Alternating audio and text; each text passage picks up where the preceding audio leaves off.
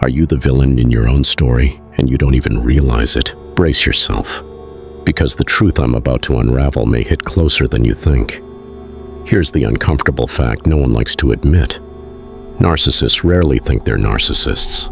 In fact, the more narcissistic someone is, the less likely they are to even recognize it. And yet, that very blindness is how narcissism survives. It hides in plain sight beneath charm, behind ambition, cloaked in self-pity, perfectionism, or even acts of kindness. It wears masks so nuanced it can fool everyone, including the one wearing it. Before you click away thinking this doesn't apply to me, let me offer you a deal, like holding a mirror toward your soul. I'm going to ask you 6 questions, not from a trendy personality quiz, but questions rooted in the most influential psychological thinkers of the last century. Carl Jung, Sigmund Freud, Alfred Adler, Abraham Maslow, Viktor Frankl, Erich Fromm. These questions will not just reveal if you're narcissistic, they'll expose whether you're being unconsciously ruled by unnoticed parts of yourself. If you commit to this exploration, truly commit, you may never look at yourself or others the same way again. But if you stop now, you risk staying asleep in a dream you didn't choose, being played by puppeteer strings you don't even see. And when those strings snap, that's when life feels like it's falling apart.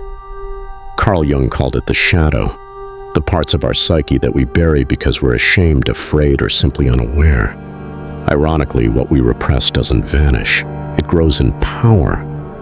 When unacknowledged, our shadow morphs into projection, control, manipulation, distorted self-love, and impossible expectations of others.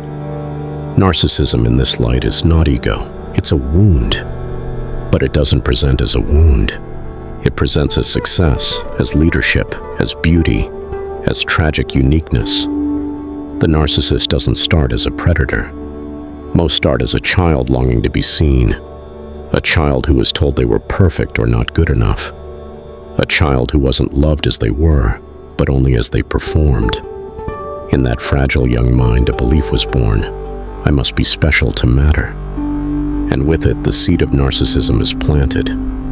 As you hear this, if there's a stirring within you, a discomfort, a resistance, don't look away. That is your shadow squirming under the spotlight. Stay. Lean in. Here is your first mirror.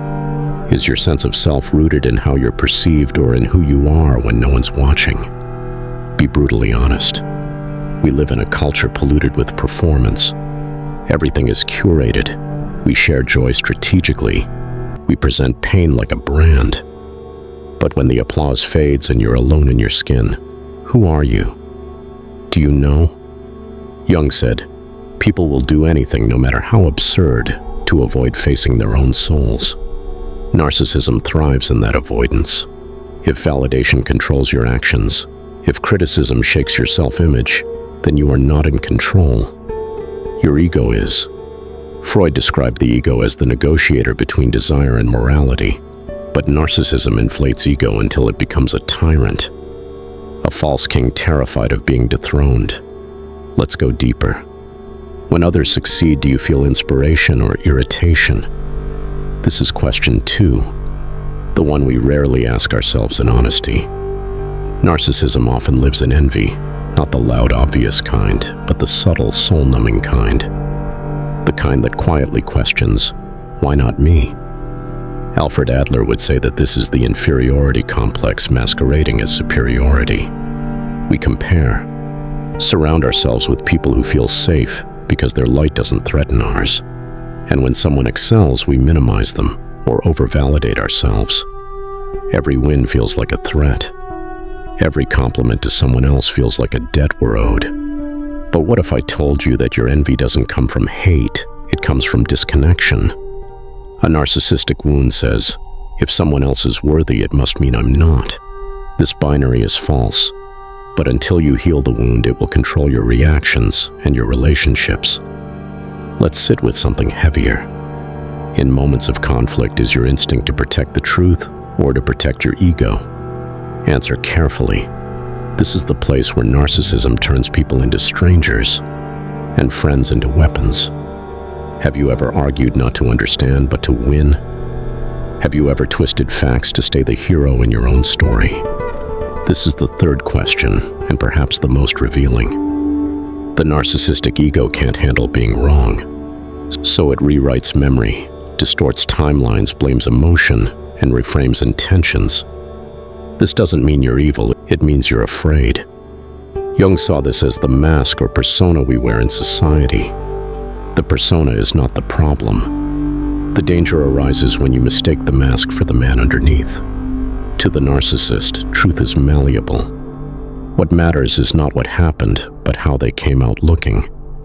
Accountability becomes unbearable because it requires self-confrontation without self-annihilation. Can you tolerate your own flaws, or do you need to be painted spotless? Which brings us to the fourth question, and this one is a paradox. Do you secretly believe you're more special or more broken than everyone else? Don't rush to answer.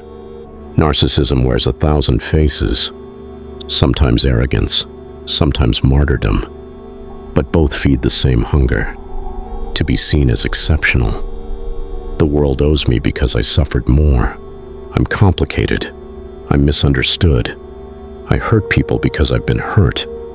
I need more empathy than I'm willing to give others. That's not vulnerability. That's self-centeredness in disguise. Fromm wrote, "The narcissistic person is one who looks at the world as a mirror. Whether the reflection is glowing or tragic, it's always about you. And that is the trap. The elevation of your wound until it becomes your identity." Broken people can still be narcissistic when their pain becomes their justification for treating others poorly. So let me ask you this. When you apologize, are you trying to truly repair or just redeem yourself? Be honest. The fifth question unearths what Freud would call the moralistic superego. You may apologize not out of empathy, but performance, to appear wise, understanding, the bigger person. But true empathy means centering them, not you. To hear their pain fully, without defending your image, without rushing to end your guilt. So many apologies are ego dressed in humility. They mean, let me be seen as the kind of person who cares, rather than simply, I care. And that difference changes everything. Because when you understand the ways you've hurt people, not just that you did it, but how it landed, you touch something sacred, remorse. Not shame, not guilt, but mature sorrow, the kind that leads to transformation, the kind the narcissist avoids at all cost. Finally, the sixth question. In your relationships, do you seek connection or control? Maslow said that love and belonging are primary human needs. But if deep down your love masks a compulsion to maintain power, predictability, or emotional obedience, that's not love. That's control. A narcissistic psyche cannot differentiate love from admiration, devotion, or convenience. It unconsciously manipulates partners, friends, children, not always out of malice, but because control equals safety. And so you choose people who make you feel needed, or people who don't challenge you. Connection is inconvenient. Real people are unpredictable, flawed. And if your identity can't afford the vulnerability of not being the favorite, the smartest, the most wounded, the caretaker, the wise sage, the irreplaceable one, then connection will always be a performance. And performances are lonely. Have you ever felt like you're constantly explaining yourself, but no one ever truly hears you? Have you ever asked yourself, why do you keep attracting people who drain you or abandon you? Why does no one talk about this? The narcissist inside us doesn't want love, it wants reinforcement. And when it doesn't get that, it collapses, or lashes out, or ghosts. Because the pain wasn't healed, it was managed. And the mask, it eventually gets too heavy. Carl Jung didn't see narcissism as evil. He saw it as a stage, a part of the human journey, the ego constructing itself before it can be transcended.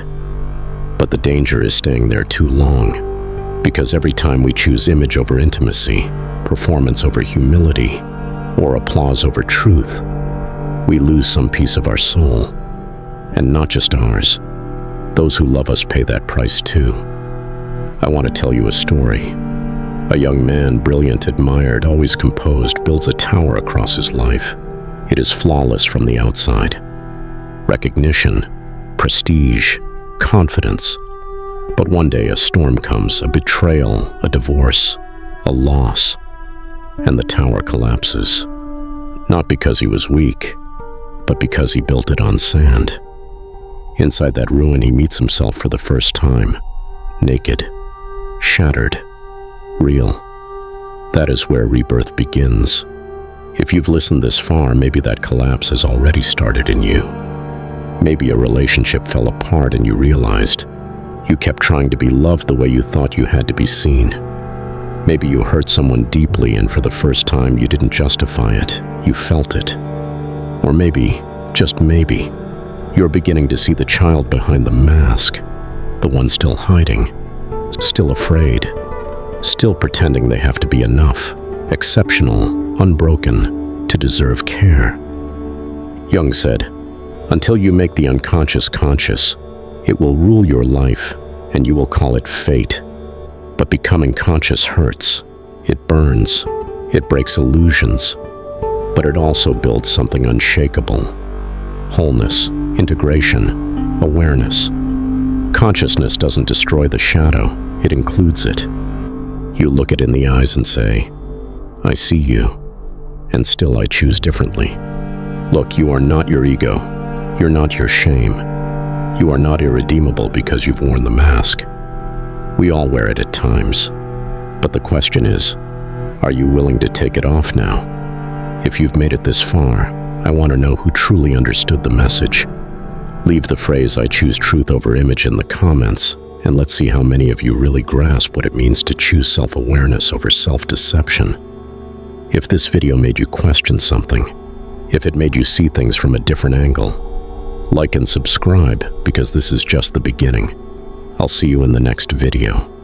And remember, healing begins the moment we stop performing and start remembering who we were before the mask.